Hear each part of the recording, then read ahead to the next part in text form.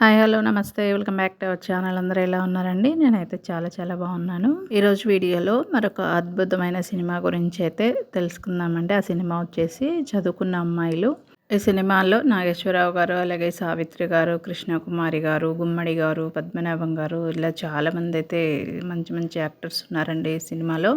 ఈ సినిమాలో అన్ని రకాల సన్నివేశాలు కూడా చాలా బాగున్నాయండి. ఎమోషన్స్, అలాగే సెంటిమెంటు, అలాగే కామెడీ ఉంటుంది. ఇందులో పద్మనాభం గారుగా క్యారెక్టర్ వచ్చేసి ఆయన మంచితనంగా ఉండే ఒక విలన్గా చేశారు. స్వచ్ఛమైన స్నేహం అంటే ఎలా ఉంటుంది అనేది అయితే ఈ సినిమాలో అయితే చూపించారండి. చాలా బాగుంటుంది. నాగేశ్వరరావు గారు కూడా చాలా బాగా యాక్ట్ చేశారు. ఇందులో ఒక ముఖ్యమైన పాత్ర పోలీస్ క్యారెక్టర్ వచ్చేసి శోభన్ బాబు గారు చేశారండి.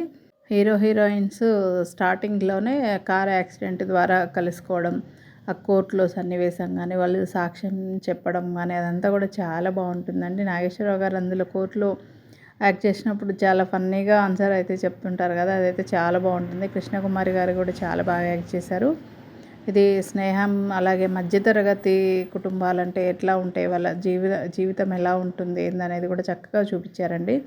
ఈ సినిమా అయితే ఎవరైనా చూడకుండా ఉంటే తప్పకుండా ఈ సినిమా అయితే ఒకసారి చూడండి. చాలా బాగా చక్కగా వివరించారండి. స్టోరీ అయితే చాలా బాగుంది. మన మిడిల్ క్లాస్ వాళ్ళు ఎలా ఉంటారు ఏంటి అనేది, డబ్బు ఉంటే వాళ్ళ లైఫ్ ఎలా ఉంటుంది అనేది ఈ సినిమాలో మనమైతే చూడొచ్చండి.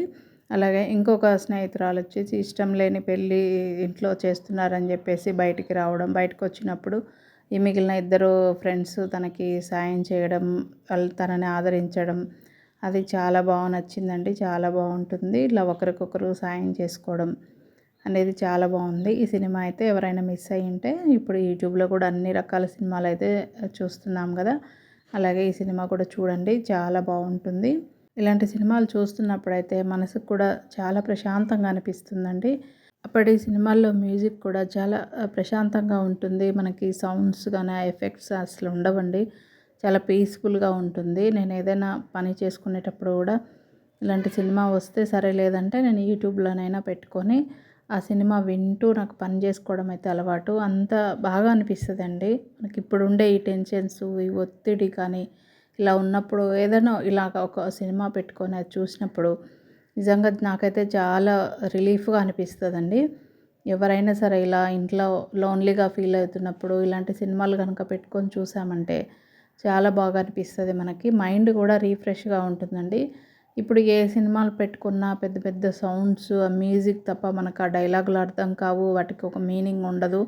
అసలు అప్పటి వాళ్ళను నాకు బ్లాక్ అండ్ వైట్‌లో చూడడమే ఇష్టమండి సినిమాలు. వాళ్ళ సినిమాలే కలర్‌లో వచ్చినా సరే నేను చూడలేను. అప్పుడు నేను వాళ్ళను దేవతల్లాగా అనిపించేవాళ్ళండి నాకు.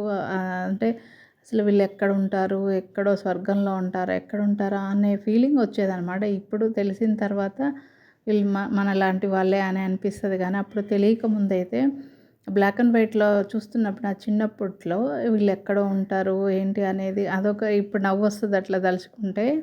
ఈ సినిమానైతే మిస్ అవ్వకుండా చూడండి.